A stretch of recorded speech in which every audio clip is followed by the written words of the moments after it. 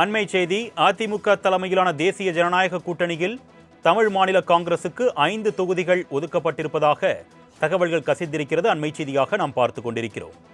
இது குறித்த கூடுதல் விவரங்களை செய்தியாளர் ராஜேஷ் வழங்க நாம் கேட்கலாம். வணக்கம் ராஜேஷ், இந்த தகவல் அதிகாரப்பூர்வ தகவலா? கூடுதல் விவரங்கள். அருணேஷ் வணக்கம். நீண்ட நெடிய இழுபறிக்கு பின்பாக அதிமுக தலைமையிலான தேசிய ஜனநாயக கூட்டணியில் தமிழ் மாநில காங்கிரசுக்கு 5 தொகுதிகள் ஒதுக்க உள்ளதாக தகவல் வெளியாகி இருக்கிறது.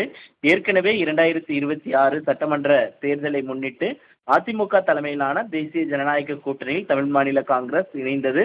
அப்பொழுது அவர்கள் கடந்த 2021 சட்டமன்ற தேர்தலில் தங்களுக்கு 6 தொகுதிகள் ஒதுக்கப்பட்டது போல இந்த தேர்தலை பொறுத்தவரைக்கும் 8 தொகுதிகள் ஒதுக்கப்பட வேண்டும் என்று அவர்கள் கோரிக்கை வைத்திருந்தார்கள்.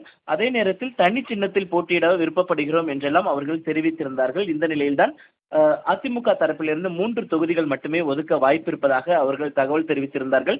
இதற்கு எதிர்ப்பு தெரிவிக்கும் விதமாக அதிமுக தலைமை அலுவலகத்தில் நடந்த அந்த என்டிஏ கூட்டணி தலைவர்கள் பங்கேற்ற அந்த நிகழ்வில் ஜி.கே. வாசன் பங்கேற்கவில்லை. அதனைத் தொடர்ந்து அவரை மத்திய அமைச்சர் பியூஷ் கோயல் அவர்கள் சமாதானம் செய்ததாக கூறப்படுகிறது. இதனை அடுத்து கிண்டியில் இருக்கக்கூடிய நட்சத்திர விடுதியில் தங்கியிருந்த பியூஷ் கோயலை சந்தித்த பின்பு தாங்கள் தேசிய ஜனநாயக கூட்டணியில் இணைந்து போட்டியிட விருப்பப்படுவதாக ஜி.கே. வாசன் அறிக்கை ஒன்றை வெளியிட்டிருந்தார். இதனைத் தொடர்ந்து 5 தொகுதிகள் அடங்கிய பட்டியலை அதிமுக தலைமையிடம் ஜி.கே. வாசன் கொடுத்திருந்தார்.